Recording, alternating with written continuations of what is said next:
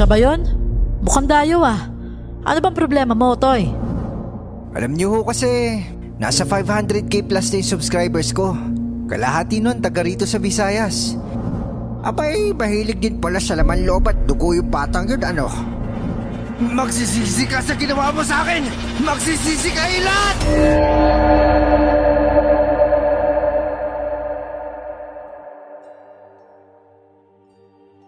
Magandang araw po, Miss Clar. Matagal niyo na akong tagapakinig ng inyong YouTube channel. Taga Visayas ako at dahil na-inspire ako sa mga kwentong itinatampok ninyo, kinulit ko ang apo kong si Monica. Natulungan akong ibahagi sa inyo ang naiiba kong karanasan. Dito sa baryo namin na hindi ko na lang papangalanan. Naniniwala kami na may ilan kaming kababayan na may lahi talagang aswang. Pero hindi gaya ng napapakinggan ko sa channel ninyo. Hindi naman po sila ng aano ng mga taga rito.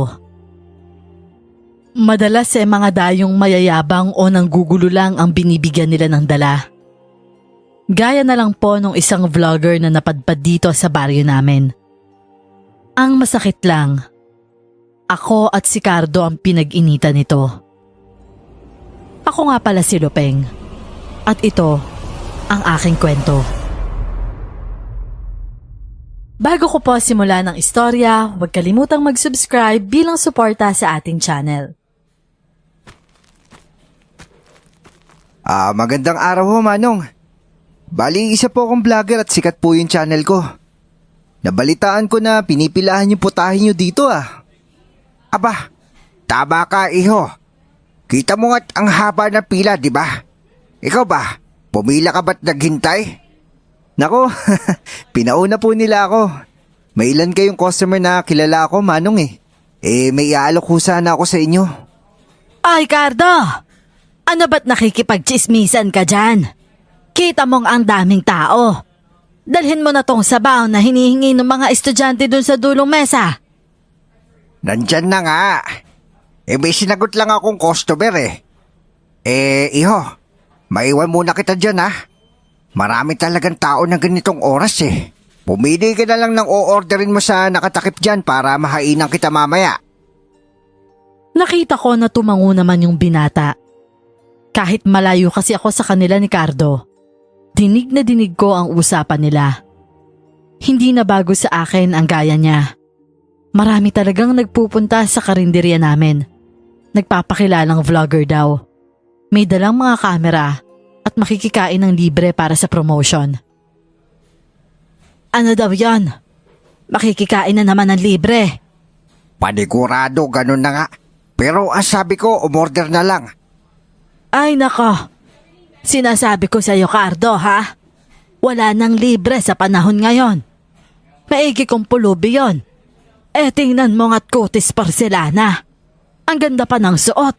Mukhang mayaman pa sa mayor natin yan Hayaan mo't hindi naman makakalibre yan sa akin. Sige na, asikusuin na natin yung mga customer. Tsaka tignan mo, may dumadating pang mga construction worker. Abay, nasan ba kasi si Dayday? Namili ng yelo sa talipapa. Pabalik na din yon. Habang nagsiserve ng mga pagkain, palihim kong sinusulya pa ng vlogger daw.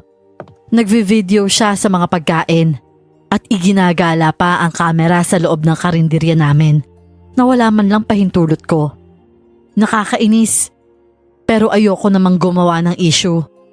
Lalo na't madaming customer na kumakain. So guys, as you can see, para lang itong simpleng kainan. Maganda nga ang pwesto nila dahil malapit sa eskwelahan at may pinapagawa pang kalsada. Ayan makikita niyo mga customer. Kung hindi mga estudyante, mga construction worker. Hindi ako nakatiis at nilapitan ko na siya. Bukod kasi sa napapansin kong nahihiya yung ibang kumakain, halatang hindi rin sila komportable. Lalo't may kamerang hawak yung lalaki. Iho, makikiusap sana ako sa iyo, Huwag mo sanang kuhanan yung mukha ng mga customer. Baka alam mo na, may iba sa kanila ayaw pinapakita yung mukha sa social media. Ho? Sa panahon ngayon, Manang, baka hindi nyo po na itatanong, sikat po yung channel ko.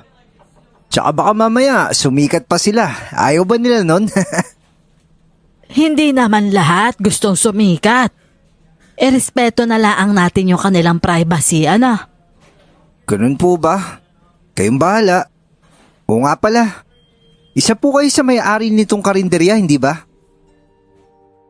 Nakita kong itinapat niya pa sa akin yung camera. Kaya mabilis akong tumalikod. Hindi talaga ako komportableng binibidyohan habang kinakausap. Lalo na't hindi ko naman kilala ang lalaki. Pasensya na po. Nakalimutan ko na ayaw nyo palang kinukuhanan ng picture. May gusto po sana akong i-offer sa inyo. Pero dire-diretso akong naglakad papunta sa likod ng counter. Alam ko naman na kung anong sasabihin niya.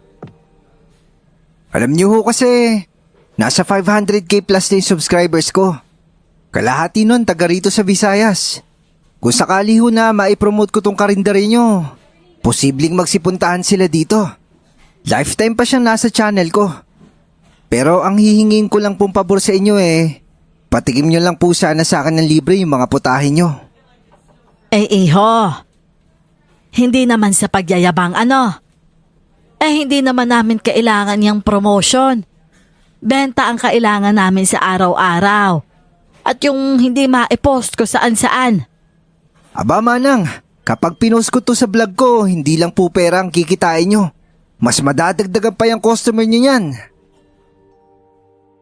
Pero nanindigan ako.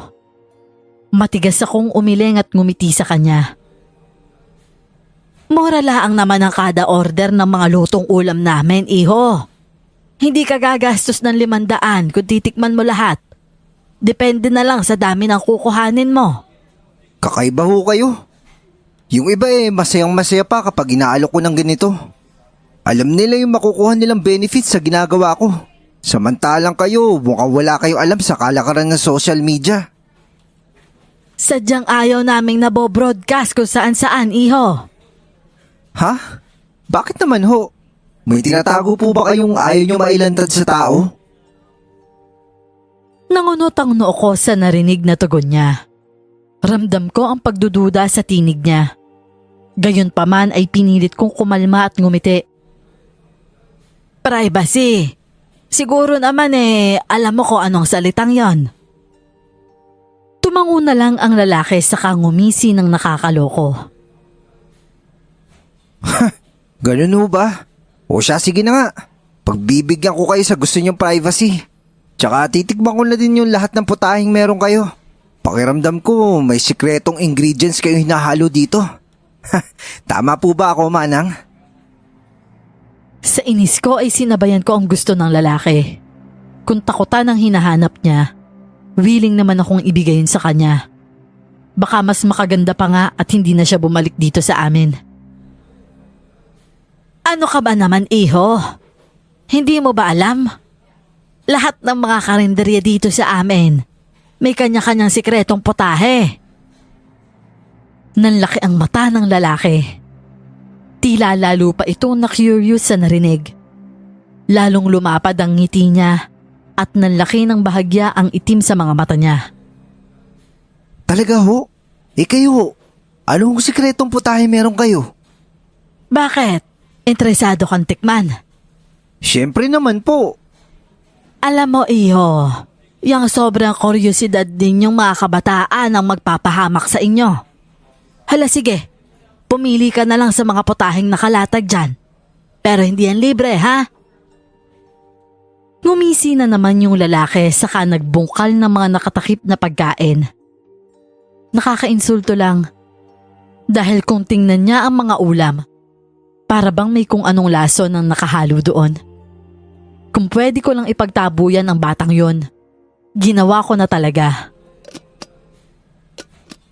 Ito po, ito yung gusto kong kainin. Mukhang kakaiba ang itsura ng dinuguan nyo, Manang. Pa-order nga po ako. Napailing na lang ako. Alam kong nang iinsulto lang siya dahil sa pagtanggi ko sa alok niya. Pero wala akong magagawa. Hindi ako gaya ng iba. Sapat na sa akin ang mga customer namin. Isa pa, Ayoko din talagang maraming nagpupuntang di-camera sa karinderya ko. Mas gusto namin yung tahimik at nakakapagpahinga kahit papaano ang mga customer habang kumakain. Ito lang bang o-orderin mo, iho? Actually, lahat nga po eh. Pero tigko konti lang yung iba. Bali itong dinuguan lang yung gusto kong isang order. Tigkakalahati ba yung iba? Mas konti pa ho doon, Manang. Mga 1 o 2 kutsara lang po. Ano ka mo? Iho, hindi kami nagbebenta ng ganon. Isang order o kalahati lang. Basta ganun lang kadami, Manang. Gawan nyo na rin ng paraan. Yun ang gusto ng customer nyo. Tahimik akong napabuntong hininga. Matanda na ako, kaya hindi ko dapat pinaglalaanan ng labis na enerhiya ang ganito kasutil na customer. Sinunod ko siya at tinansya na lang ang presyo ng mga in-order niya. At inabot sa kanya ang listahan. Ayoko na din kasing magpaliwanag pa sa kanya. Sa pagkakatanda ko, 8 potahe ng ulam ang nakahain noon. Kaya hindi naman umabot sa 200 ang binayaran niya. Nakahinga lang ako ng maluwag nung nagbayad na siya. Grabe, Manang. Ang sarap ng dinuguan nyo.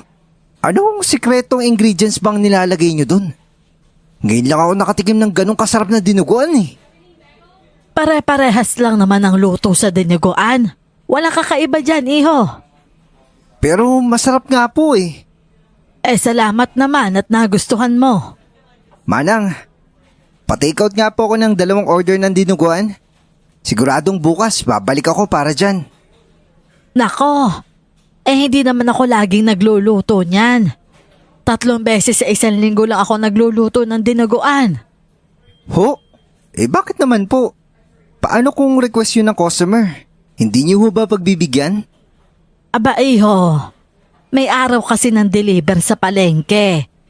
Yung mga kailangan sangka para sa pagluluto niyan. Kahit gustuhin ko o ng customer, wala kaming magagawa. Bakit po? Saan ho ba nang gagaling yung deliver? Sa liblib na baryo ba? Ay nako, kung ganyan kadami ang tanong mo, pwede ka namang mag-imbestiga kung gusto mo. Hindi mo kailangang umasta ng ganyan dito, iho ha? Lalo na't dayo ka lang. Naku, nakakatakot naman kayo, Manang.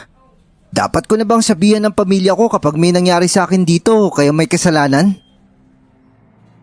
Sa narinig ay nagpanting na ang tenga ko. Marahas kong naibaba ang hawak na sandok at tinitigan siya ng mariin. Noon lang ako naka-encounter ng ganon katabin na binata at lalaki pa. Mukhang hindi naturuan ng maayos sa loob ng tahanan. Ikaw ang bahala. Ang maipapayo ko lang sa'yo, siguro dapat bantayan mo yung nilalabas ng bibig mo. Hindi ka lang matakaw, iho. Masangsang din yung pananalita mo. Hindi yan nagagamot ng simpleng pagsisipilyo lang. Nakita kong nangunot ang noo niya. Hindi yata naintindihan ang sinabi ko. Kaya natawa na lang at umiling sa kakinuha ang nakabalot na dinuguan. Manang, uwi na po ako Pero babalik ako bukas para kumain nitong dinuguan nyo. Tabihan nyo na ako ng 4 na order Napailing na lang ako ulit. Sinabi ko na ngang hindi araw-araw ang pagluluto ko ng putahing yon. Akala yata nagbibiro ako. Ano? Kamusta? Nagbayad ba? Syempre naman. Ilagay mo na pala sa kusina yung kaldero ng dinuguan. Inubos na ng vlogger yung natitirang order Talaga? Abay, mahilig din pala sa laman loob at dugo yung batang yun, ano? Ewan ko ba doon? Kakaiba nga ang isang yon. Sukat ba namang pag-isipan ng masama itong mga pagkain natin? Akala niya siguro madadaan niya ako sa ganon. Ay nako, iba na talaga ang mga kabataan ngayon, ano? Hindi mo lang mapagbigyan sa gusto. Lumalabas na ang mga subungay. Hayaan mo na hindi naman yan babalik dito. Laking syudad yata. Mukhang sa Maynila pa galing Sana nga hindi na bumalik, Cardo. Pakiramdam ko walang gagawing matino ang batang yon. Ikaw naman huwag mo nang masyado isipin yun. Sasakit lang ang ulo mo, Lupeng. Maayos namang natapos ang maghapon. Gabi na nang isara namin ni Cardo ang karinderya. Umuwi na kami at agad na nagpahinga. Maaga pa kasi ang gising namin kinabukasan. Maaga kinabukasan nang dumating ulit yung vlogger. Malaki ang pagkakangiti niya. Nagtaka ako kasi hindi pa naman kami bukas. Ang totoo, nakasara pa nga ang pintuan. Pero hindi naman yun nakalock. Siya pa lang ang taong hindi ko naman kamag-anak. Pero basta na lang pumasok sa tindahan ko. Oh, ikaw na naman? Maaga pa masyado. Nagluluto pa lang kami, iho. Ano ba sadya mo? Gusto ko po sanang makita kung paano yung lutuin yung dinuguan, Manong. Nako, walang dinuguan ngayon. Baka bukas pa o sa susunod na araw. Depende kung kailan may deliver ng dugo at laman loob sa palengke. Ano ho? Ibig niyong sabihin, wala po kayo ilulutong dinuguan ngayon? Oo, ganun na nga. Marami pa namang ulam dito. May gulay at isda din, saka manok. Wala nga lang deliver ng baboy. Hindi pwede. Kailangan niyo magluto ng dinuguan. Sa narinig na pagsigaw ng lalaki, lumabas na ako mula sa kusina. Kita-kita ko ang inis sa mukha niya, para siyang hindi mapakali. Ano bang problema dyan, Cardo? Aba naghahanap siya ng dinuguan. Sabi ko naman wala. Kung gusto mo, iho, magtanong ka sa iba pang karinderya na malapit dito. Pero sigurado ako wala ding tinda yung mga yon dahil wala ngang deliver ng baboy sa bayan. Tuwing ikalawa o ikatlong araw ang deliver ng mga ganon dito. Ilang beses ko bang sasabihin sa'yo yan, ha? Hindi totoo yan. Kalukuhan niya sinasabi niyo. Ayaw niyo lang siguro magluto ngayon kasi alam niyo na babalik ako. Ano bang pinagsasasabi mo? Umuwi ka na nga sa inyo. Doon sa mismong bayan, marami kang mahahanap doon na dinuguan. Pero dito sa amin, kailangan pang tumawid ng dagat. Abay, may panahon lang ang bentahan ng baboy dito. Dinuguan niyo lang ang gusto ko, Manang. Walang katulad ang timpla niyo kaya luto niyo lang ang gusto kong kainin. Abay, kung ganon, maghintay ka kung kailan may rekado na. Nagkatinginan pa kami ng asawa ko si Cardo. Nang makita naming nagpapalakad-lakad yung lalaki habang hawak ang buhok niya. Lihim na akong kinakabahan sa kakaibang ikinikilos nito. Pero hindi ako nagpahalata. Hoy Lupeng, ano bang nangyayari sa batang yan? Napakibit-balikat na lang ako. Tatapusin ko na yung mga niluluto ko, ha? Siguraduhin mong aalis yan bago dumating yung mga kakain, ha? Ayoko ng komosyon dito. Makakasama yan sa imahe ng tindahan natin. O sige na. Ako nang bahala dito. Baka iradyo ko na lang to sa purok. Baka mag-wild yan bigla eh. Hindi kaya nagdodroga yung batang yan, Lupeng? Abay, hindi malabo. Tignan mo nga't kakaiba ang ikinikilos, oh. Pagpasok ko sa kusina, narinig ko pang kinausap ng mahinahon ni Cardo yung lalaki. Tinanong niya ang pangalan nito at pinakalma. Naiiling ako habang naghahalo ng kalamansi sa manok na sisig na niluluto ko. Ilang sandali pa ay munti ko nang mabitawan ang tray ng itlog na kinuha ko. Bigla na lang kasing sumigaw yung lalaki. Mabilis akong napalabas mula sa kusina. Iho, Alex, hindi mo kami kailangan sigawan, ha? Kung ayaw niyong nasisigawan ng customer niyo, di bigyan niyo yung hinihingi ko. Sa bagay na yan kahit magpumilit ka pa, wala talaga kami ibibigay sa'yo. Niloloko niyo lang ako. Gawin niyo na paraan. Kailangan ko makakain ng dinuguan ngayon. O Cardo, ano bang problema at pinatawag mo daw ako? Nandito na yung mga barangay tanod. Salamat Purok. May customer kasi kami na namimilit maghanap ng dinuguan. Alam mo namang may araw lang yung luto nun, di ba? Siya ba yun? Mukhang dayo ah. Ano bang problema mo, Toy? Utoy? Wala na bang matino sa lugar na to? Kahapon pa ako nagsabi na babalik ako para sa dinuguan. Sinabihan ko pa nga yan si Manang na tabihan ako ng 4 na order. Tapos ngayon sasabihin niyo wala. Nagkatinginan kami ni Purok Linda. Tinanguan niya naman ako bago pinapasok yung mga barangay tanod. Halika na, sumama ka na lang muna sa amin. Alex. Alex ang pangalan niya, Purok. Sumama ka muna sa barangay, Alex, habang hindi ka pa kumakalma. Nakakaabala ka na sa negosyo ng mga tao dito. Teka muna, customer ako dito. Tsaka bakit niyo ko hulihin? This is against my rights. Isama niyo na yan. Sa barangay na lang siya magpaliwanag niyang rights na sinasabi niya. Sige, sasama ako sa inyo. Pero itong tatandaan niyo, Manong babalik ako sa susunod na araw. Kapag wala pa din dinuguan, pasensyahan tayo. Maayos namang sumama si Alex sa mga tanod at kay Purok. Pinasunod din doon si Cardo, kaya ako at si Dayday na lang muna ang naiwan para mag-asikaso. Hindi mawala sa isip ko ang kakaibang titig ng batang yun sa amin. Pakiramdam ko, anumang oras handa siyang saktan kami. Napapailing na lang ako nang tumighim si Dayday na nasa tabi ko lang ng sandaling yun. Alam mo, te, sa palagay ko hindi normal yung Alex na yun. Para siyang nababaliw sa dinuguan mo eh. Ano bang sinasabi mo dyan? Bakit naman siya mababaliw simpleng ulam lang naman yun? Aba, hindi ko alam, te. Palagay ko lang naman yun eh. Tsaka nakakatakot siyang tumingin, no? Parang nananaksak.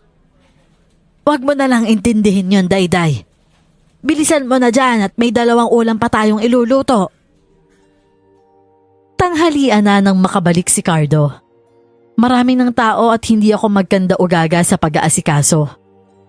Munti ko pa siyang awayin kung hindi ko lang nakita agad yung bandage sa kamay niya. Oh, Cardo! Paano naman yan? Ito? Wala ito. Siya, akin na yung mga order. Ako na magdadala sa mga tao. Siya. Eto, Doon to sa mga construction worker. Balikan mo na lang yung ibang ulam. Napansin ko na parang nanghihina ang asawa ko. Agad na buo ang kuryosidad sa isip ko. Kung hindi lang madaming tao, hindi ako papayag na hindi mausisa ang nangyari sa kanya. Pasado 2:00 na nang kumonte ang kumakain. May 2 couple na lang na dumating.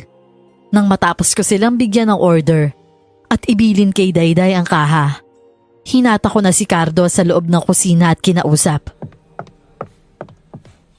Ano bang nangyari sa kamay mo, Cardo? Wala nga to. Bakit ba?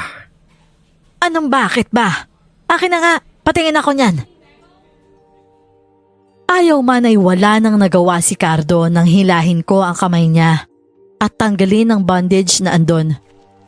Napasinghap ako at nanlaki ang mga mata nang makita ko yung sugat niya. Malalim na kagat yon at bakat na bakat doon ang siguro'y nasa 12 yatang ngipin. Patawarin naman, Cardo! Sinong nangagat sa'yo? Si Alex Nung nagsabi ako kay Kapitan na baka pwedeng paalisin na lang siya dito at pauwiin na lang sa Maynila, biglang nagalit. Sinugod ako at kinagat. Diyos ko naman, Cardo! Nasaan na siya ngayon? Ayun, pinadetain muna sa estasyon.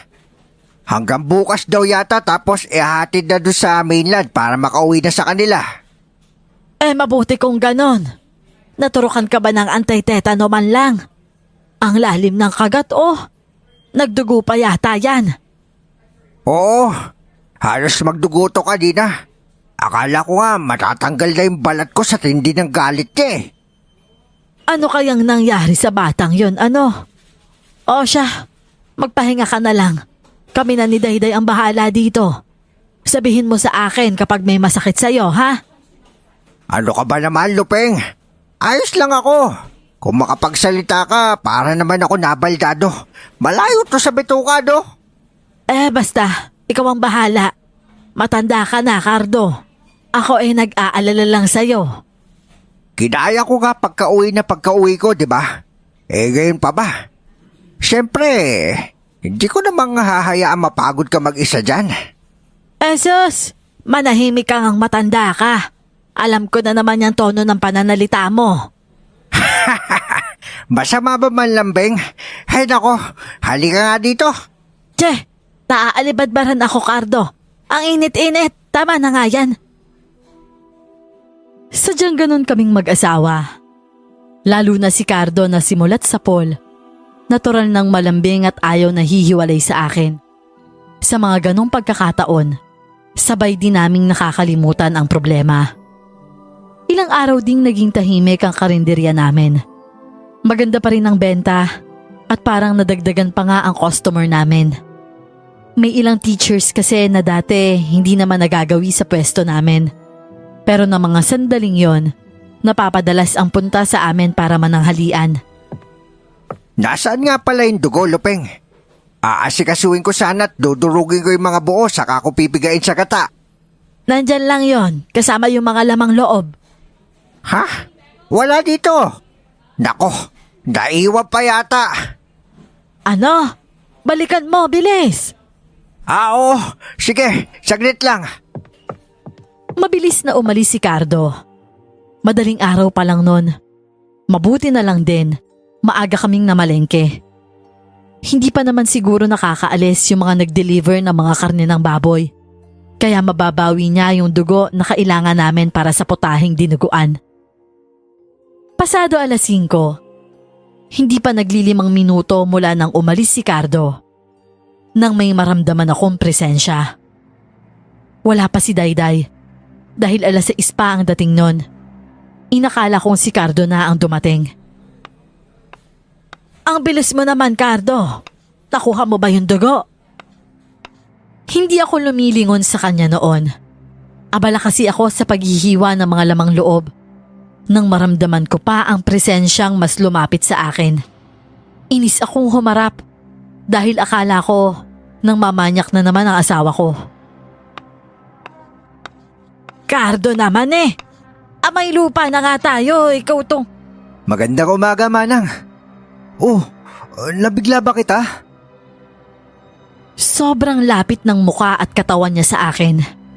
Nahigit ko ang paghinga ko nang makita ko ang hawak niyang baril. Hindi ko alam kung totoo ba yon o laruan para takutin lang ako.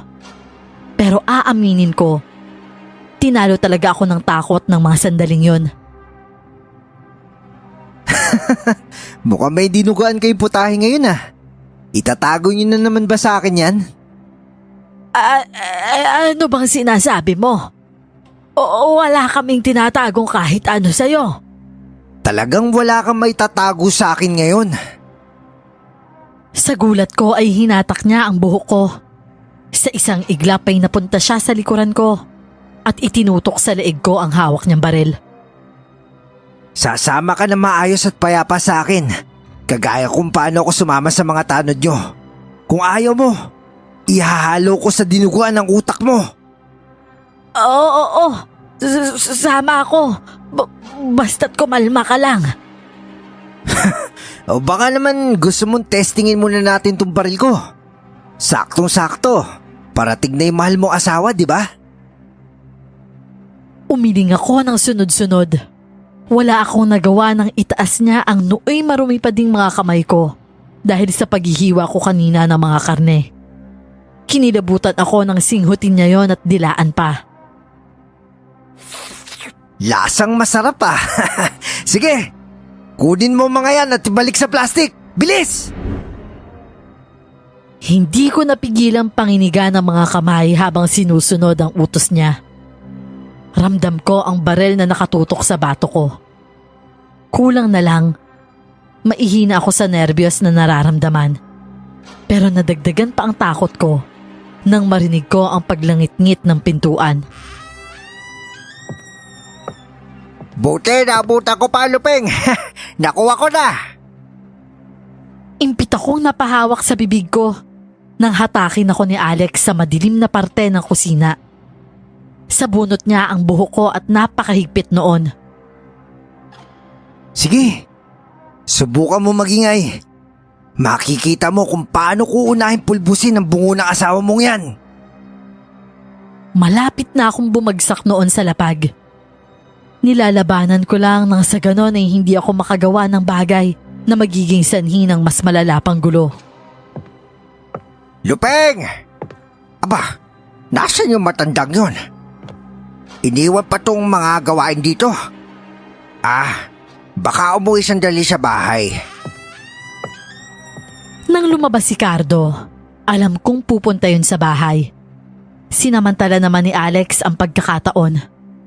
Bit-bit ko ang supot na naglalaman ng mga karneng pangdinuguan habang tulak-tulak niya ako. Nakatutok sa akin ang dala niyang barel. Binaybay namin ang masukal na bahagi ng likod bahay namin at dire-diretsong umakyat doon. Saan ba ako dadalhin? Malayo na tayo. Sa lugar ko saan kita masosolo para ipagluto ako araw-araw ng paborito ko. Pero kaya ko naman yung gawin kahit nasa karinderya ako. Tumahimik ka! Ano kala mo sa akin, baliw? Minsan yun na nga akong pinahuli sa mga tanod na hindi marunong magsigamit ng deodorant. Hindi na ako ulit mahuhuli ng mga yon. Pagkatapos noon ay tumawa pa siya ng parang nakakaloko.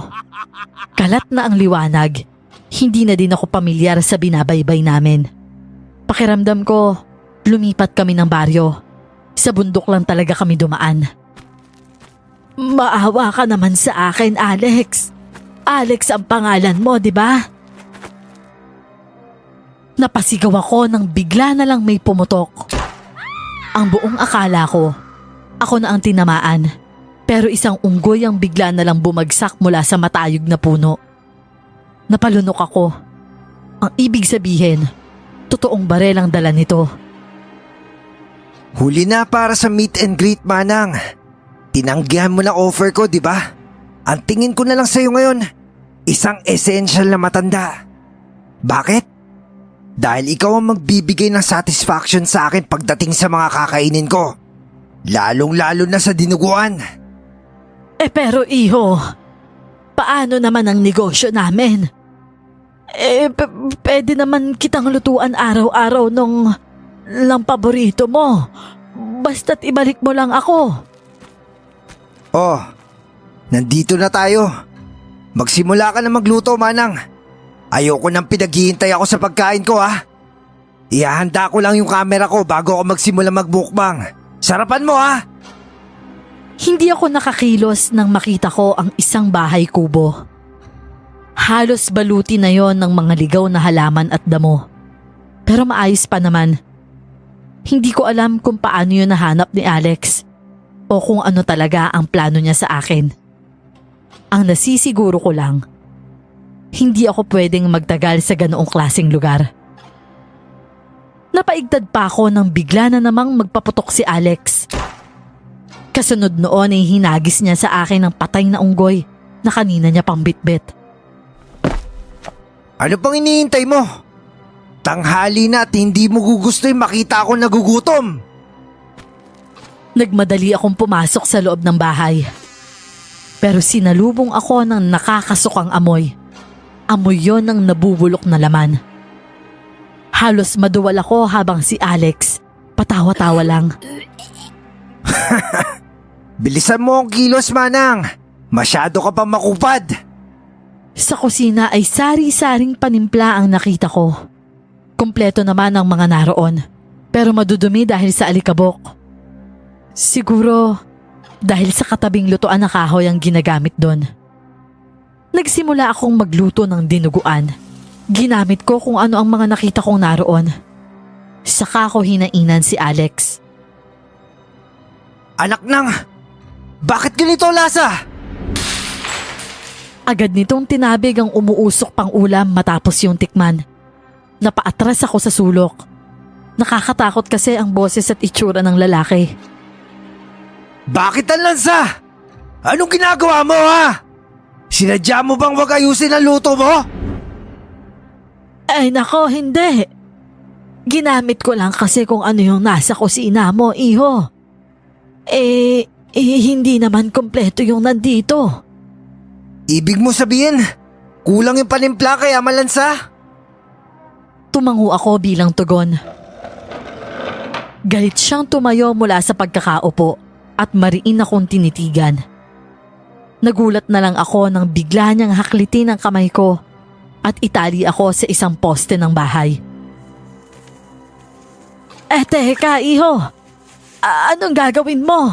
Huwag mo ako sasaktan. Pakiusap. Bakit ko naman gagawin yun?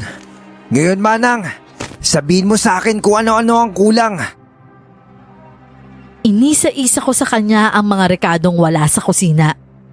Sinadya ko yung dagdagan para dumami ang bitbitin niya at kung sakali matagalan siya sa pamimili at pagbalik doon. Gata? Ano mo yung gata? Pinaglololoko mo yata akong matanda ka eh. Nako, hindi. Ang totoo ilalagay ko talaga yan sa dinuguan. Ganun kasi kami magluto. Pero malakas lang na tumawa si Alex. Pagkatapos ay umiling bago muling sumeryoso. Para na siyang nababaliw sa pagbago-bago ng emosyon. Ano akala mo sa akin? Tanga? Hindi. Pakinggan mo muna ako. Kaya siguro nasarapan ka dun sa dinuguan namin. Medyo makrema kasi yun. Kay Cardong recipe yun dahil Bicolano siya. Sa kanila kasi, nilalagyan talaga ng gata ang dinuguan. Rinig ko ang pagngangalit ng mga ngipin ni Alex. Pero sa huli, nakita kong isinama niya naman yon sa listahan. Bago tuluyang umalis ay nag-iwan pa ng banta si Alex na talaga namang nagpakaba sa akin. Sa oras na tumakas ka dito, ang sunod mo mababalitaan ay ang pagkawala ng anak mo at apo mong si Monica. Nako, batang-bata pa naman ang apo mong yun. Maputi, makinis at sariwa. Napalunok ako ng ilang beses sa narinig ko. Hindi ko alam kung paano niya nakilala ang anak ko at apo. Samantalang nasa syudad sila nakatira. Maaari kayang may nagsabi sa kanya na isang kababaryo ko o kapitbahay? Hindi ako aalis, Alex. Pangako yan.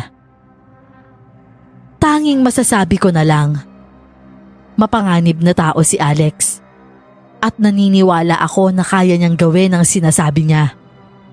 Pero nang makaalis na ito, nagsimula akong mag-isip ng magiging plano ko.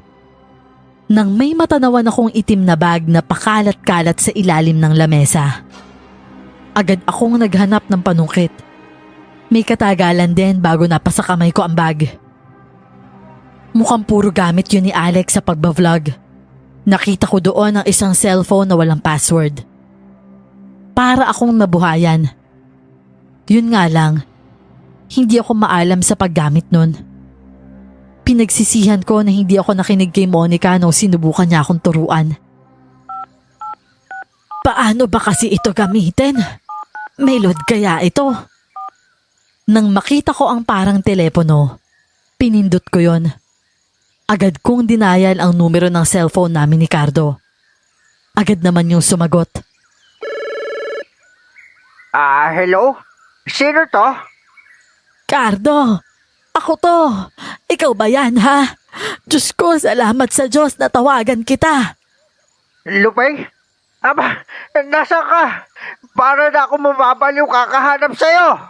Tinangay ako ni Alex. Ano? Nasaan siya? Buti nagawa mo makatawag. Umalis siya. Namili ng panangkap sa pinapaluto niya. Nakita ko lang tong cellphone niya sa bag. Nasa kabundukan kami. Diyan kami dumaan sa likod bahay. Hanapin mo ako, Cardo. Hanapin mo ako. Huwag ka mag-alala. Hindi ko hayaan may mangyari sa'yo. Basta kumapit ka lang Hanggat maaari, huwag mo siyang galitin. Sundin mo lang Hello, Cardo. Hello. Pero nang ibaba ko ang cellphone, nakita kong nakapatay na yon. Sinubukan kong buksan ulit pero hindi na yun bumukas. Nanghihina ko yung ibinalik sa bag.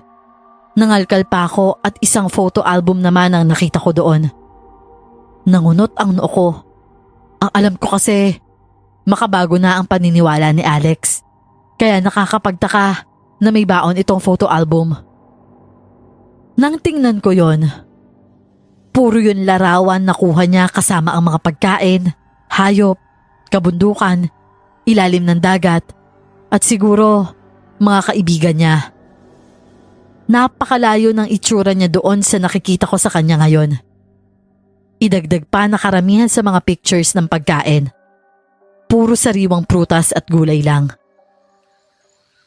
Ano bang nangyari sa batang yon?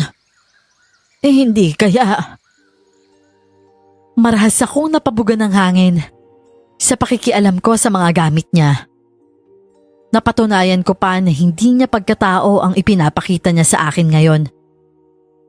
May diary pa ito kung saan nakalagay lahat ng adventure niya at nagtapos yung sulat doon sa syudad. Wala na siyang update. 3 weeks na din ang nakalipas. Simula marahil nung nagpunta siya sa baryo namin. Lintik ka talaga, matanda ka. Hindi mo pa rin nakukuha yung gusto kong lasa ng pagkain ko. Ano kaya kung ikaw na lang kaya lutuin ko? Iyo, ano bang lasa ang hinahanap mo?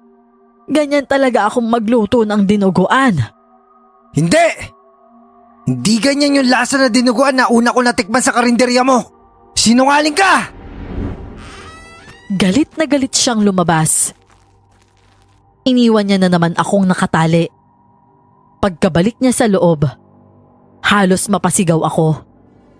Wala nang balahibo yung unggoy, kaya mukha talaga yung katawan ng isang bata. Halos himatayin ako sa nakikita ko, lalo na nang simulan niya yung katayin. Iluto mo to, ha? Ayusin mo! Ayoko na malansa! Gusto ko sanang umayaw, pero naalala ko ang sabi ni Cardo. Hindi ko siya pwedeng galitin. Umaasa na lang ako na sana hindi magtagal bago nila ako mahanap. Hindi nakukontento si Alex sa luto ko. Lagi siyang umaangal na hindi yun masarap. O kaya naman malansa.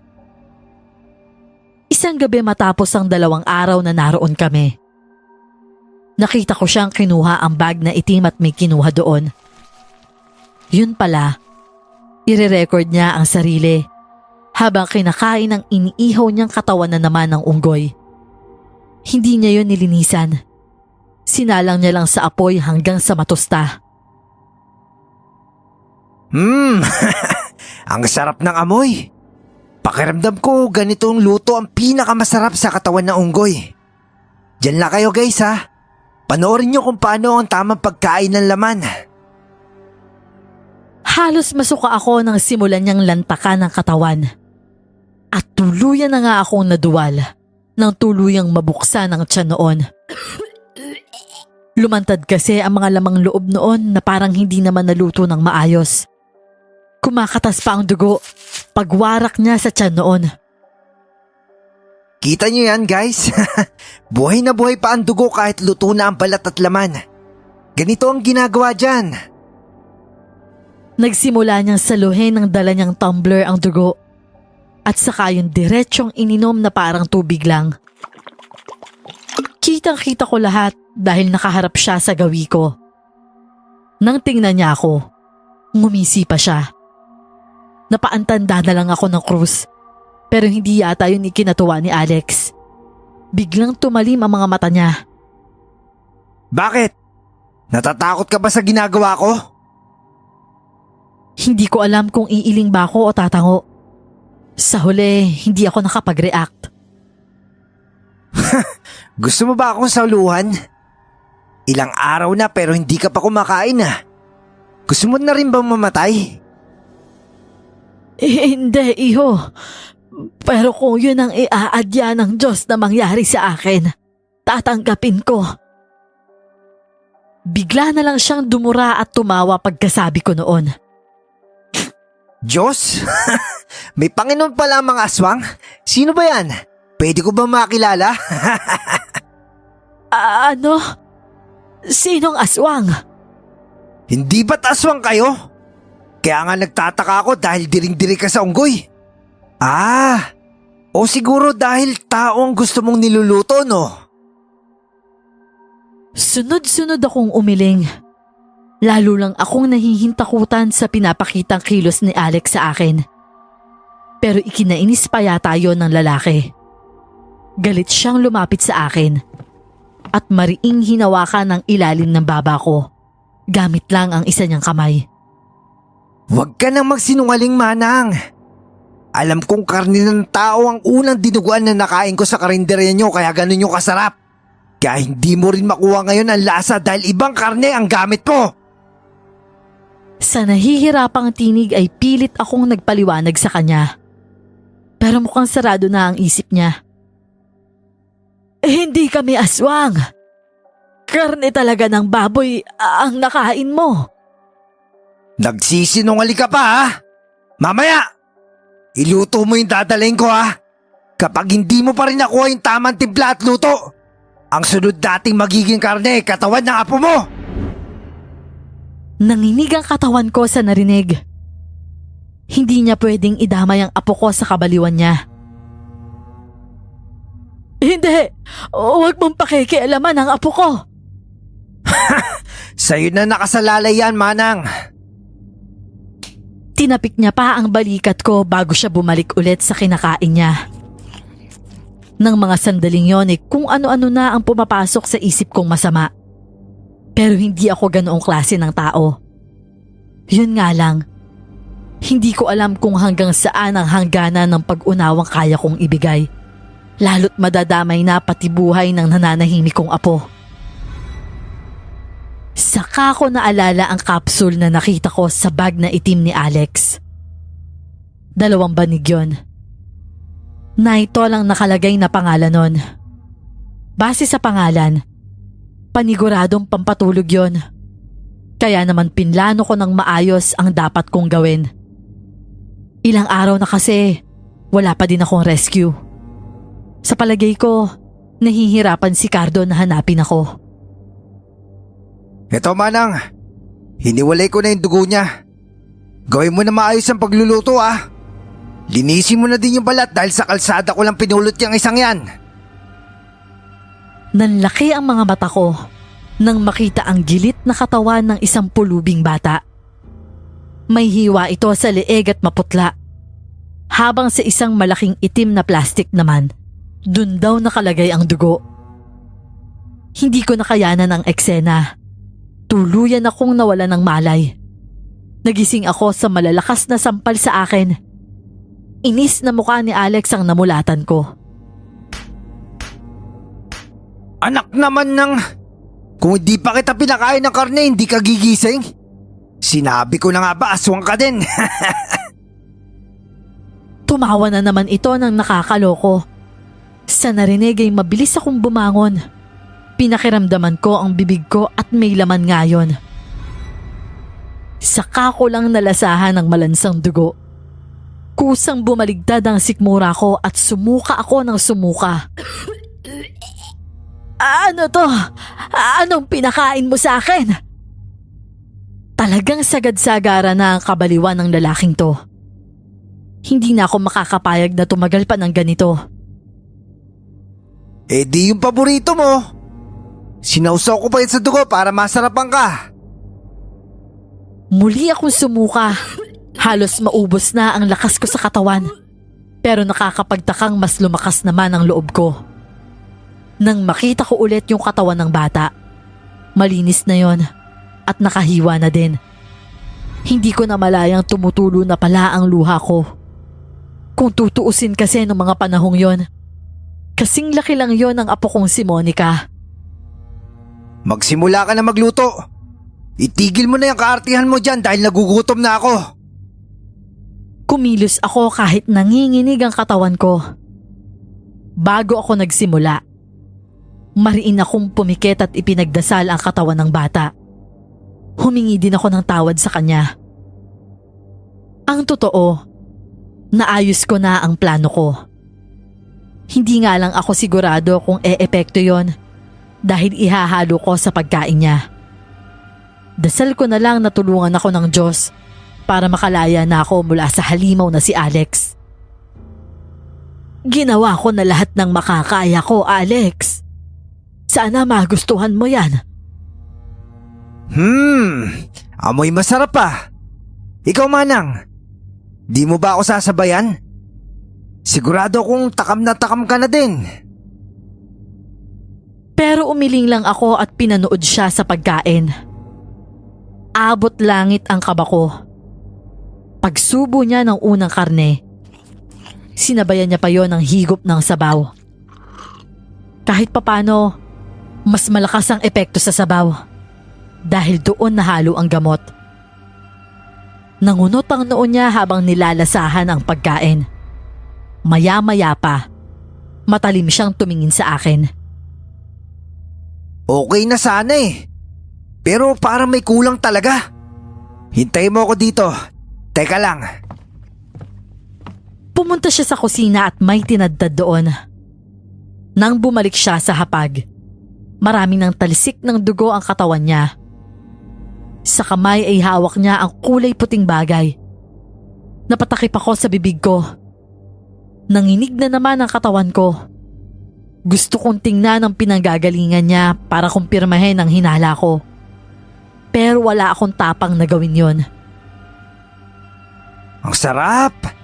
Sabi ko na nga ba, ito lang ang kulang eh. Bakit hindi mo ba naisip to, Manang? Talagang tinitipid mo ko, no?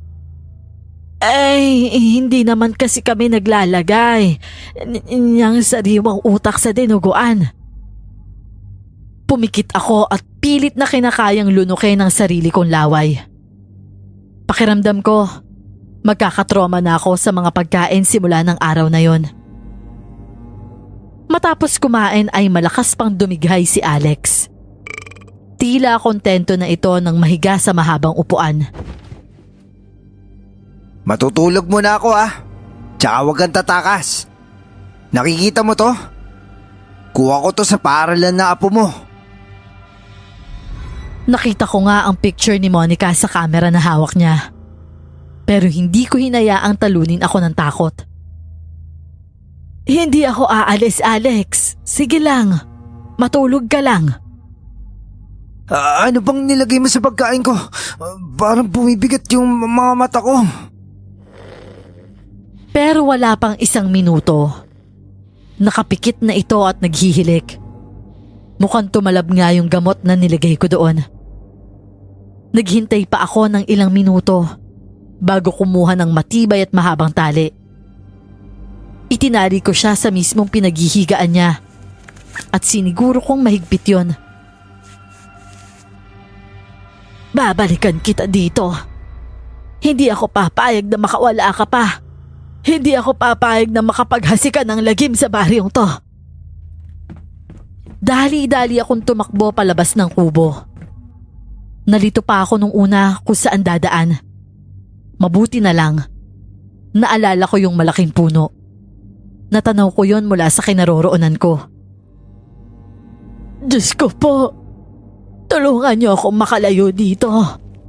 Huwag niyong hayaang makatakas at maabutan ako ni Alex. Diyos ko po, pakiusap. Pinaghalong takot, kaba at determinasyon ang nararamdaman ko habang tumatakbo patakas. Nakayuko ako at focus lang sa mabilis na paghakbang. Umiiyak na din ako sa labis na emosyon nang may mabangga akong katawan ng tao.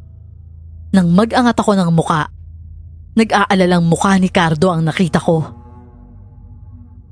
Lupeng! Kanina pa kita tinatawag. Diyos ko po, ano ba nangyari sa'yo? Mahigpit akong yumakap kay Cardo.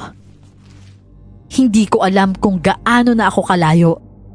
Sa likuran niya ay nakita ko ang maraming kalalakihan kasama ang ilang tanod. Agad na nagsilapit sa amin ang mga ito. Nandoon sa kubo niya si Alex. Puntahan niyo at ulihin. Iniwan ko siyang nakatali. Pakiusap, huwag niyong hayaan na makawala siya. Dahil mapapahamak ang anak at apo ko. Siniguro naman ng mga tanod sa akin na hindi nila pakakawalan si Alex at ibababa sa barangay at ipapakulong na ng tuluyan. Hindi! Huwag niyo siyang dadalhin sa barangay. Huwag niyo siyang ikukulong. Lupeng, ano ba sinasabi mo? Dapat lang ikulong yung lalaking yun dahil mag-iisang linggo ka na nawawala. Kailangan siyang gamutin, Cardo. Kailangan natin siyang ipatingin sa albularyo. Ano? Pagkatapos niyang ginawa niyan sa'yo? Hindi! Hindi ako papayag! Nayanggaw lang ang batang yon. Pakiusap, Cardo. Sa bahay niyo muna siya dalahin. Nagpalipat-lipat pa sa aming dalawa ni Cardo ang mata ng mga tanod. Sa huli ay marahas na bumuntong hininga si Cardo. Alam ko na wala siyang magagawa. Tama! Sa bahay niyo siya dalahin para makaganti ako sa ginawa niya sa aking asawa. Naiiling na lang na umalis ang mga tanod kasama ang ilan pa sa mga kalalakihan. Binaybay nila yung daan na sinabi ko papunta sa kubo ni Alex. Ang iba naman, sumabay na sa amin sa pagbalik sa baryo. Mabuti naman buhay ka, ate. Nag-alala kami ng husto sa'yo. Kumusta naman tong tindahan, Dayday? Ipinasara nga po muna ni kuya dahil hindi ko rin naman kakayanin mag-isa dun.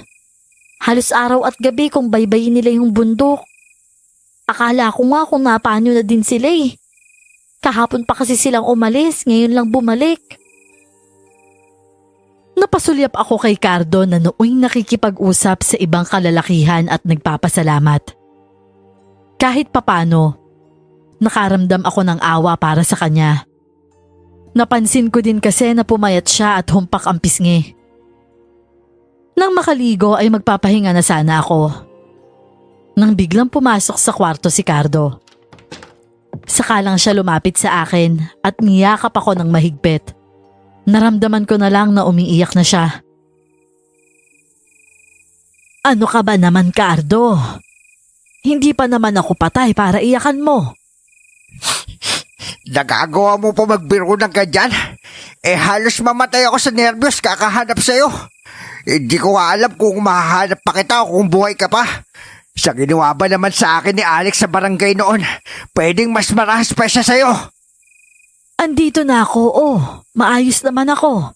Kaya huwag ka nang umiyak, ha? Pasensya ka na, pinag-alala kita. Gusto ko munang magpahinga ngayon, ha? Sige. Magpahinga ka na. Dumating na pala yung mga tanod, bit-bit si Alex. Ako nang bahala kung saan sa ilalagay. Pinatawag ko na din kay Dayday yung tiyuhin niya manggagamot. Nandyan na sila? Hindi ba nagwawala si Alex? Tulog pa din Hindi nga daw nagising nung nadula sila pababa Ayos lang daw kaya yung bata. Alam mo, Lupeng, nagdududa ako kung kinidnap ka ba talaga ng lalaking yon. Bakit ang bait-bait mo sa kanya, ha? Pwede ba, Cardo? Pati ba naman nayayanggaw na tao pinagseselosan mo? Nakita ko kasi yung mga diary niya at picture. Mabuti siyang tao doon Puro gulay ang kinakain. Kaya nga nagtataka ako bakit bigla siyang nagkaganyan. Pasensya na. Hayaan mo. Itatali ko siya ng husto para hindi siya makapanakit. Osa, matulog ka na't magpahinga. Wala na mananakit sa'yo dito, Lupeng. Tumango ako. Talagang tinatalo na ako ng matinding antok. Puro tubig din ang laman ng tiyan ko, pero wala akong ganang kumain. Umaga na nang magising ako. Inabutan ko si Cardo, Dayday, at tiyuhin niyang albularyo sa sala ng bahay at nagkakape. Buti naman gising ka na, ate. Nandito na si Tio Ferdy. Inumaga na nga kami. Dahil may pasyente din siya kagabi nung pagpunta ko sa kanila. Magandang umaga, Lupeng! Magandang umaga naman ho, Ka Ferdy. Salamat naman at pinaunlakan niyo yung pagpunta dito. Kailangan talaga namin ng tulong ninyo. Sinabi nga nitong pamangkin ko. Nasaan ba yung pasyente? Nasaan nga pala si Alex, Cardo?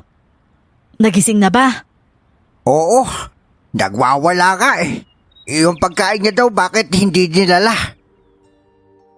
Napailing na lang ako. Imbis na magkakapisa na ako, nawalan na naman ako ng gana. Nagtungo kami kung saan inilagay ni Cardo si Alex. Nasa storage room namin siya. Ganun pa din ang itsura, pero mas mukha na itong depressed ng mga sandaling yon. Di ba nangako kang hindi ka alis, Manang? Sa ginawa mong yan, pinahamak mo lang ang buhay na sarili mo nga po! Hayop ka! Wala ka na makakanti sa pamilya ko, halimaw ka! Sa pagkabigla ko, bigla na lang sinuntok ni Cardo sa mukha si Alex. Unang beses yon na nakita kong nanakit ang asawa ko at talagang dumugo ang bunganga ni Alex. Pero dinilaan lang yon ng lalaki at parang sarap na sarap ito. Yun na yun, Manong. Ang hina mo naman sumuntok. Pakawalan mo ako dito at magkakaalaman tayo. Ha? Ano akala mo sa akin? Taka? Kahit patayin pa kita ngayon, walang magkaka-interes na kuhain ka dahil isa kang halimaw. Pare-parehas lang naman tayo, di ba? Di ba't pamilya din kayo ng mga aswang? Kaya nga nababaliw ako sa dinugan nyo. Ganun ah. O ito, itong kainin mo ngayon. Halos umusok sa galit si Alex nang pilit na isinubo ni Cardo sa bibig nito ang kinatas na kalamansi. Katakot-takot na atungal ang kumawala sa bibig nito. Sakit! Sobrang sakit! Leche ka, matanda ka! Magsisisi ka sa ginawa mo sa akin! Magsisisi kayo lahat! Lalo lang naming nakumpirma na nahawaan nga ito ng pagkaaswang. Si Caferdi naman ang lumapit sa lalaki at tinakpan ang mga mata nito. May ibinulong siya dito na siyang nagpakalma sa lalaki. Pero nang alisin niya ulit ang kamay sa mata nito, bumalik na naman ito sa pagwawala. Malala na ang lagay niya. Hindi ko alam kung kakayanin ko pa maalis ang nilagay na mutya sa kanya. Pero susubukan ko. Mabuti na lang at dinala ko to. Mula sa bagay inilabas niya ang isang babasaging bote. Medyo malaki yon at may likido sa loob na hindi ko maintindihan kung anong kulay. Isa itong mabisang gamot para sa nayanggaw. Meron na itong orasyon. Ipapainom ko ito sa kanya at sana mailabas niya ang mutya. Ano ho bang klaseng likido yan, Caferdi? Mukhang hindi kaaya-aya ang itsura. Pasensya ka na, Cardo Pero hindi ko pwedeng sabihin sa inyo kung ano ito. Basta't umasa na lang kayo na makakatulong ito sa binatang yan. Sabay kaming napatango ni Cardo. Nang buksan niyo ni Caferdi, hindi ko maiwasang magtakip ng ilong. Kakaiba kasi ang amoy nun. Nagsali na si Caferdi sa baso at dinala yon kay Alex. Nagpupumiglas pa ang lalaki. Kaya naman tinulungan na ito ni Cardo para maipainom ang nasa baso. Kitang-kita ko nang lunukin yun ni Alex. Wala na itong nagawa dahil nakatingala ito at takip-takip naman ni Cardo ang ilong niya.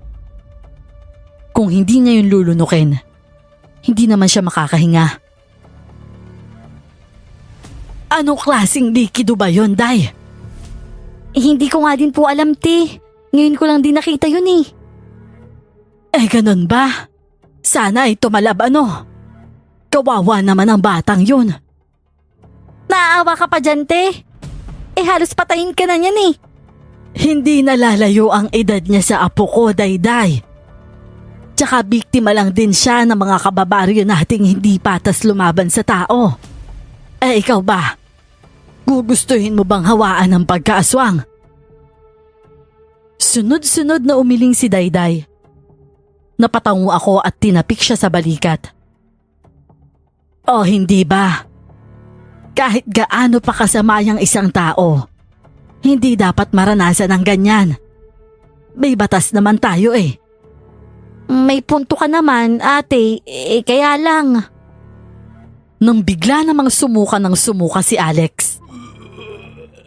Napakarami niyang inilabas hanggang sa maging itim na ang likidong inilalabas niya. Kita ko ang panginginig niya na parang mangingisay na. Hirap na hirap siyang ilabas ang kung anumang bagay na nasa loob niya.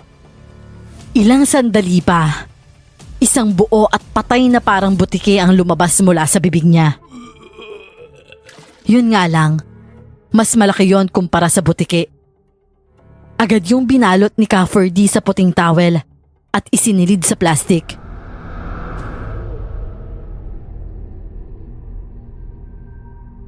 Nilabas niya nate. Tapos na yata. Talagang nayanggaw nga siya. Kawawa naman no. Dayo kasi ng dayo eh. Hindi ako nakakibo. Walang malay na lumaylay ang ulo ni Alex sa kinauupuan niya. Kalasin mo na siya sa pagkakatali, Cardo. Sa paggising niya ay maayos na siya. Sigurado akong hinang-hina ang katawan niyang batang yan. Sa ngayon kailangan niya muna magpahinga. Ferdy, yung nanghawa sa kanya, ano kayang pwede nating gawin para bigyan din ng dala yon? Bakit? Kilala mo ba ang nanghawa sa kanya? Tumango ako. Hindi naman lihim sa amin ang pagkakaroon ng lahing aswang ng kalapit karinderya namin na si Susan. Noong una, ayaw kong maniwala. Hanggang sa nangyari ang bagay na to. Ano bang klaseng disiplina ang gusto mong gawin sa mga yon, Lupeng? Ano bang maire-rekomenda mo, Ferdy? Aba, sasabi ko lang sa'yo, huwag ka na mangailam sa kanila. Hindi mo naman alam kung ano nagawa ng lalaking yan, bakit siya hinawaan. Baka mamaya niyan, balikan tayo. Paano naman kung hindi ito ang huling beses na gawin nila yan? At pagkatapos maulit na naman na tayo ang pagbalingan. Hindi ka ba natatakot na baka isa sa atin ang mapatay ng hahawaan nila sa susunod? Naiintindihan kita, Lupeng. Pero sinasabi ko wag ikaw. Bakit hindi yan lalaki na yan ang turuan nyo ng gagawin para makabawi siya sa ginawa nila sa kanya? Napaisip ako. May punto ang asawa ko, kaya sumang-ayon ako. Dahil doon ay naghintay pa din si Cafferty na magising si Alex. Magdamag itong tulog. Nagising lamang ito 10:00 na kinabukasan. Halos wala itong boses nang subukan itong magsalita. Halata din sa mukha niya na naguguluhan siya at hindi kami kilala. Etong tubig oh. Inumin mo para mahimasmasan ka. Nasaan ako? Bakit ako nandito? Mukhang wala ka pa sa wisyo ah. Magpahinga ka nga muna. Tapos subukan mong alalahanin yung mga huling bagay na ginawa mo. Lumabas na si Dayday at kami na lang ni Cardo ang naiwan sa kwarto kung saan natulog si Alex. Wala kaming imek habang nakatingin sa kanya. Aligaga naman ang mga mata niya at tila nahihiya. Iginala niya ang paningin sa paligid. Saka pa lang siya ulit nagsalita. Yung bagong itim, nakita niyo po ba? Hindi mo ba ako nakikilala, iho? Umiling si Alex. Napaka-inosente ng mga mata niya, bagamat hindi siya makatitig sa amin. Mula sa maliit na lamesa, kinuha ko ang kamerang ginamit niya sa pagre-record sa pagmumukbang niya sa bundok. Ipinapanood ko yun sa kanya. Ayan. Hindi mo rin ba naaalala yan? Kunot na kunot ang noo niya. Pinakatitigan niya pa ang nasa video sa kasya na duwal. Ako ito Teka, paano? Bakit ako kumakain ng karne? Hindi lang yan basta karne, iho. Nang dumating sa senaryong hinaluan niya ng sariwang utak ang kinakain niya, tuluyan niya nang nabitawan ng kamera. Namutla siya at nanginig. Dinukot niya ang lalamunan at nagpipilit na sumuka. Wala ka nang isusuka. Naubos na lahat kagabi. Hindi mo ba naaalala yung ginawa mo na yan? Hindi ho ginawa ko po ba talaga yun? Oo. Kinidnap mo pa nga yung asawa ko Dinala mo sa tuktok ng bundok at ginawa mong tagaluto na iba't ibang uri ng karne. Kasama na ang karne na isang batang palaboy. Sa narinig ay lalo lang siyang nanginig. Yung karneng kinakain mo dyan sa video, karne yan ng isang bata. Ikaw ang nagdala niyan at ikaw din ang kumatay sa kanya. Hindi totoo yan. Prank lang to, di ba? Sino nagbayad sa inyo para gawin sa akin to? Kumalma ka, iho. Mahirap talagang tanggapin pero totoo ang nangyaring yan.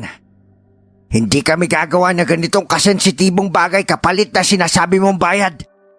Pero kung ayaw mo maniwala, eto, nakikita mo yung kagat na yan? Ikaw ang may gawa niyan sa akin sa barangay Pamandin. Sa harap pa ni Kapitan. Nasapo ni Alex ang ulo. Hilam na ang luha ng mga mata niya. Pinupukpok niya din ang sarili niyang ulo. Kaya nilapitan ko siya at tinapik sa balikat. Akala ko panaginip lang yun. Akala ko hindi totoo yun. Anong ibig mong sabihin? Alam mo ang nangyari? Sandaling hindi kumibo si Alex. Para siyang may iniisip. Maya-maya ay napayuko na naman siya at umiyak. Sabi ng lalaki. Sabi niya magandang panaginip daw ang kapalit nung binigay niya sa akin. Hindi ko na makakalain na tanga-tanga ko talaga. Nagkatinginan kami ni Cardo. Kahit papaano ay makakatulong na alam ni Alex kung sino ang may gawa noon sa kanya. Hindi ko maintindihan, iho. Teka lang. Sinong lalaki at ano ang ibinigay niya sa'yo? Yung nakasabay ko sa bangka papunta dito. May binigay siya sa akin na parang ugat sa akin na kailangan ko ihalo sa akin inumin para makatulog daw ako na mahimbing. Mapupunta daw ako sa magandang lugar at pansamantalang malaya makakapamasyal doon. Ano ka mo? Magandang lugar? Oo, tinanong ko kasi sa kanya yun. Hindi ko na maalam na magiging ganyan ako. May napatay po ba talaga ako, ate? Maging ang tawag niya sa akin. Nag-iba na din. Malungkot akong tumango sa kanya. Hindi. Ano nangyari sa akin? Hinawaan ka ng pag-aswang, Alex. Mabuti na lang at naalis ang motyang nilagay sa katawan mo. Magsilbi na sana ang aral to sa'yo, ha? Sa susunod, huwag kang basta tumatanggap ng bigay. Lalo na kung dayo ka lang sa lugar. Alam ko naman at ramdam ko na mabuti kang tao. Kaya pinili kong tulungan ka. Sa kabila ng mga nagawa mo sa akin. Naniniwala ako na alam mo ang tama at dapat gawin. Tumango naman si Alex. Ilang sandali pa ay tumigil na din siya sa pag-iyak at determinadong tumingin sa amin. Patawad ho sa nagawa ko. Hindi ko na maalam yun eh. Pero ako pa din yun. Marami po ako nagawang maling bagay. Pero dahil pinili niyo po ako tulungan, lulubusin ko na ho sana na tulungan niyo po ako. Muli kaming nagkatinginan ni Cardo. Sa pagkakataong yon, tinawag na nito si Cafferty sa labas. Siya si Cafferty. Siya yung tumulong na maalis yung pagkaaswang mo. Maraming salamat po sa inyo, Cafferty. Ano po ba? Matutulungan niyo po ba ako makabawi sa loko-lokong lalaking yun? Ngumiti lang si Cafferty bago lumapit kay Alex. Inakbayan niya ang binata at tinapik ito sa balikat. Akong bahala sa'yo, iho. Malilintikan sa atin ang lalaking aswang na yon. Ilang araw pa ang lumipas at nakarecover na din si Alex. Napansin ko na todo asikaso sa kanya si Dayday, kaya naman hinayaan ko na lang sila. Binata at dalaga naman sila pareho. Isang linggo ang nakalipas at magkasamang umalis si Alex at Cafferty. Alam kong hahantingin na nila yung lalaking sinasabi ni Alex. Kahit papaano, may kaba akong naramdaman sa gagawing yon ng dalawa. Ang tanging nagawa ko, magdasal na lang para sa kaligtasan nila.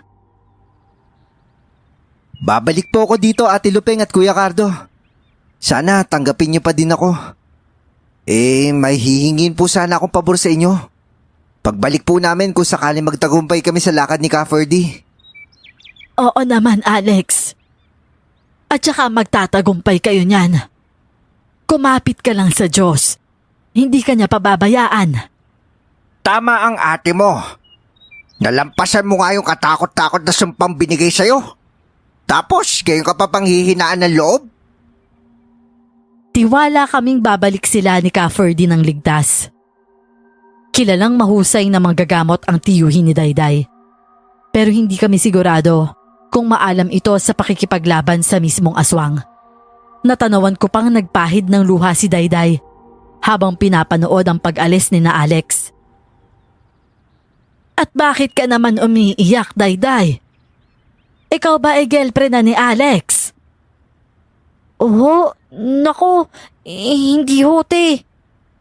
Ay nako, ikaw talaga, Dayday. Matanda na ako. Pinagdaanan na namin ng kuya mo ang ganyan. Pero wala po talaga, te. Ang ibig ko sabihin, hindi ko lang ho kasi alam kung ano kami ni Alex eh. Nangunot ang noo ko sa kanapailing. Ang ibig mong sabihin, wala kayong label. Nangiti si Dayday sa katumango.